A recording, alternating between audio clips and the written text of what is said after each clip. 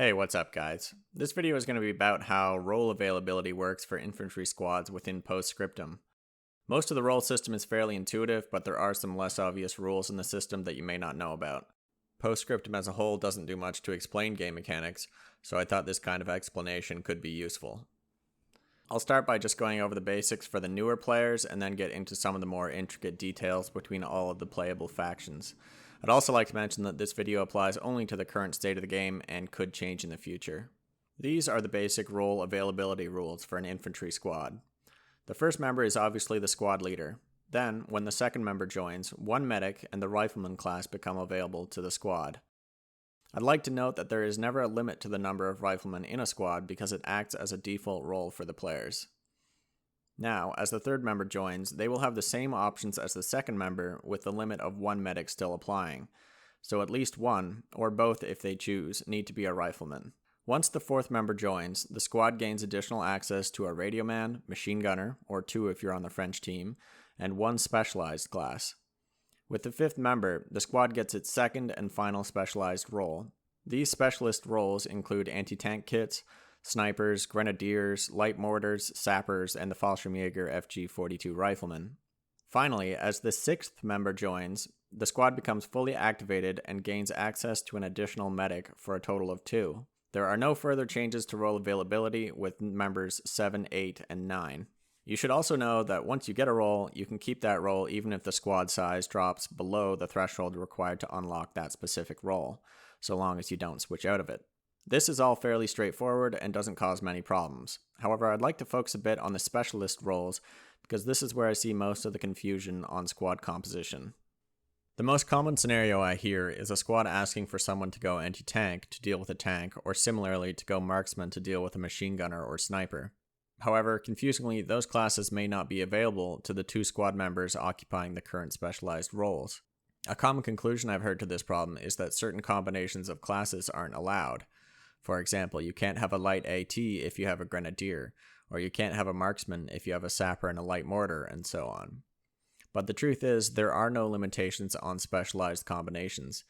The real reason your squad can't access either of those roles is because the teams are limited to 2 marksmen and 2 anti-tank soldiers per team. This fact isn't mentioned anywhere and is easy to miss unless you've been paying particular attention to squad composition, or have a lot of hours in the game.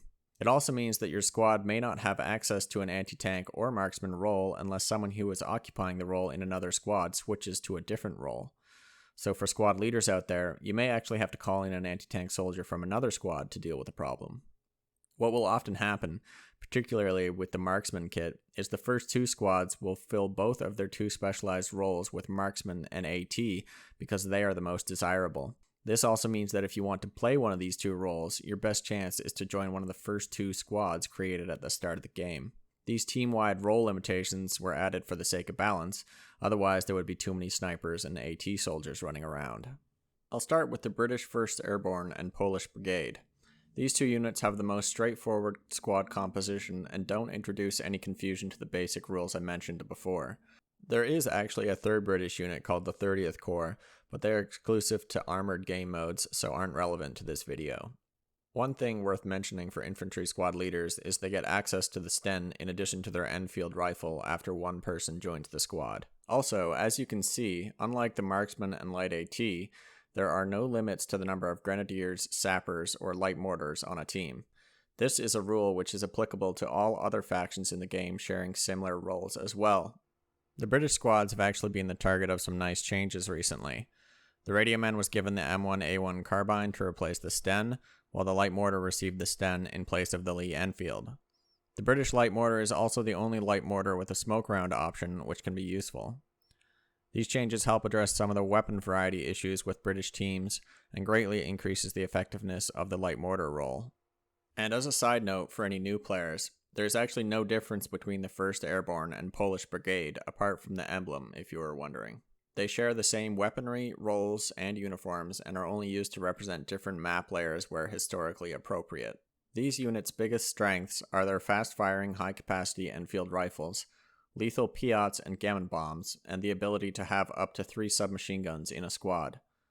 These traits mean they're best suited for short to medium range engagements.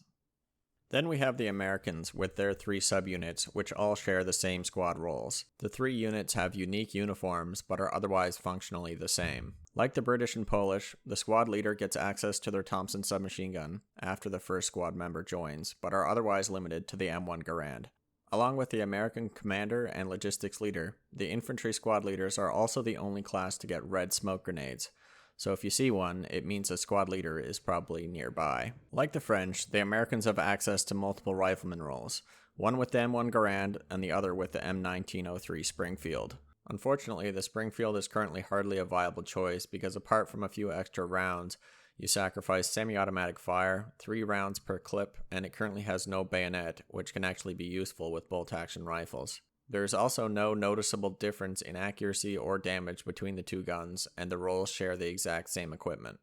However, in the past, the St. Mary-Glise 02 layer used to give the Springfield kit 2 gammon bombs, which could even be refilled with your own ammo box and made it quite a fun class.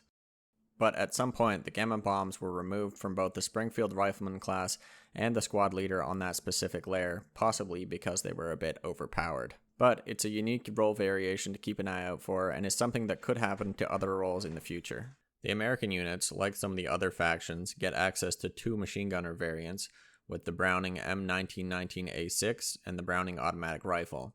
However, only one of the 2 can be used at a time by whoever occupies the machine gunner role.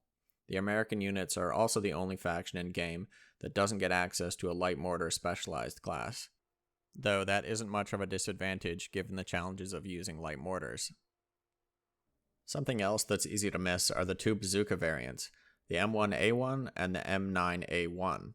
They are not separated into different roles, but rather you'll get one or the other depending on what map you're playing.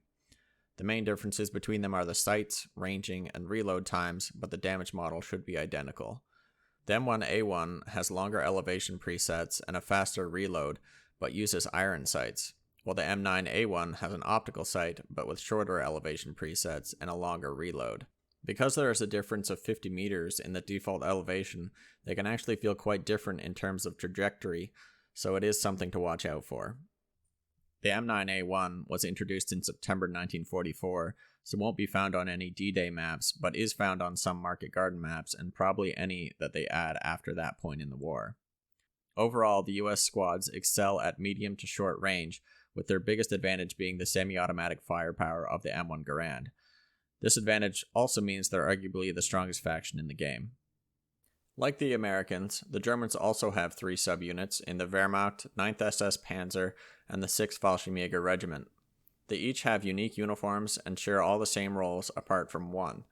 The Fallschirmjäger get access to 1 additional specialized role with the FG-42, but like the other units can still only have a maximum of 2 specialized roles per squad. Starting with the German squad leader, they are unique in being able to unlock 2 additional weapons beyond their K98 rifle. The MP40 is unlocked after the first member joins, and the STG-44 after the second. They also get the Luger as their sidearm instead of the Walther P38, which is given to most other roles. Another small detail is that German riflemen get a slightly different version of the Kar 98K. Their version doesn't have the front sight hood and gives a clearer sight picture than other rifle-equipped roles. German squad leaders and grenadiers will also have access to this version depending on the map. Radioman or Funkers are another class with 2 different guns depending on what map you play. These are the G41 and the other the G43. Both are semi-automatic 10-round rifles, but the G43 has detachable boxed magazines and a more manageable recoil. For machine guns, the Germans get access to the MG34 and the MG42, but like the Americans, there is only 1 machine gunner role and they get to choose between the 2 weapons. This brings us to the biggest difference with the German squad. Instead of 1 anti-tank role like other nations, theirs is split into heavy and light roles, the heavy being equipped with the Panzer Schreck and the light the Panzer Faust. Because the roles are split, this means you can have 2 anti-tank roles within a single squad. It's a deadly combination, but is also an all-or-nothing approach in terms of other squads not having any anti-tank launchers. This is due to the usual limit of 2 anti-tank roles being split into 1 heavy and 1 light. Then there's the Fallschirmjägers. They have the same roles and limits as the previous units, but also have access to the FG-42 specialized role. The FG-42, like the Sapper, Light Mortar, and Grenadier, has no team-wide limit. This means Fallschirmjäger teams can potentially field a much larger number of automatic weapons than their German counterparts, giving them better odds in short to medium range engagements. In my opinion, this also means the Fallschirmjäger are often equal to or even stronger than US units in terms of firepower, depending on how the Fallschirmjägers are specialized. Overall, the squad loadout of the Wehrmacht and 9th SS are best suited for long to medium range engagements, particularly on defense, with their biggest strength being their machine guns. Now, we also have the early war 1940s Wehrmacht, which is distinct from the late war German factions in terms of equipment and roles. In-game, this faction is currently only represented in the early war French maps of Dinant, Stonne, and the soon-to-be Maginot. In terms of differences to the late war Germans, the squad leader retains his MP40 after the first squad member joins, but no longer has access to the STG-44 for historical reasons. The radio man also lose their G41 and G43 rifles, which are replaced by the K98K. The machine gunner class loses access to the MG42, but also gains access to the Czech magazine-fed ZB26. But again, only one of the MG34 or the ZB26 can be used at a time. The specialized roles also take a hit with the loss of the Scheissbesser or Grenadier kit. The Panzer Schreck and Faust are replaced by anti-tank rifleman kits, but retain the limit of 2 per team. The Pioneer class also lose their MP40 in place of the K98K.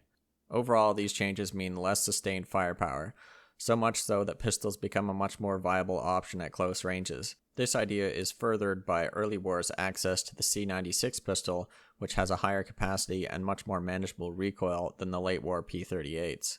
Infantry roles that have access to the C96 include the radio man, medics, anti-tank riflemen, and snipers. Definitely try using this pistol if you're playing one of these roles. However, even with this addition, the early war Germans are still optimized for longer range engagements. And finally, we have the French, who are uniquely French in terms of breaking the rules I've shown you so far. The French are the counterpart to the early war German faction, and so are currently only found on Dinant and Stonne and the soon-to-be Maginot map. They currently only have one sub-faction, which is the 21st Infantry Regiment.